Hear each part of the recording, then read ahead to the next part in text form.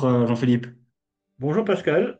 On s'est proposé de faire prochainement un live sur l'esprit critique qui vise donc à explorer la pensée critique et par définition aussi les biais cognitifs en partant de tes dessins personnels d'illusions et de croyances religieuses, politiques, fake news, chaînes de mails absurdes notamment, pour justement inviter une réflexion collective et décalée sur nos certitudes, nos erreurs et notre rapport à l'information.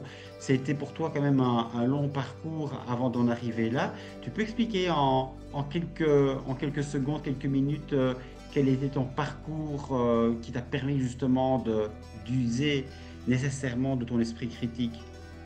Oui, bien écoute, les fantômes des syndicats des marchands de certitude ont longtemps squatté mon cerveau. Il y a beaucoup de choses qu'on m'a fait croire et qui étaient fausses.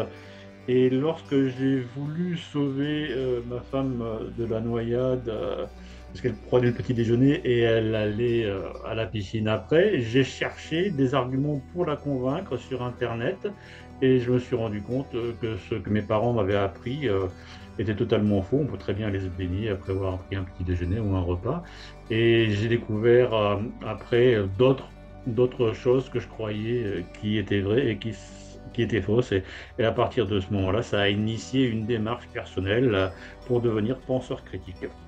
C'est ça, donc en fait, parfois l'obligation, du coup, quelque part, de penser contre soi-même si de fait on veut parfois aussi avancer ensemble, ce qui est finalement un petit peu aussi l'image que l'on verra ultérieurement, cette image où éventuellement on ne sait pas très bien qui est sur le droit chemin, entre guillemets, qui est sur ajusté à lui-même et à une pensée du coup véritablement critique. Donc il semblerait que nous ayons un point de vue différent, dit l'un, l'autre dit oui, mais cela ne nous empêche pas de partager le même dessin, EIN. Qu'est-ce que ce dessin justement a suscité, a évoqué, qu'est-ce que tu as souhaité dessiner derrière Eh bien, ces mots?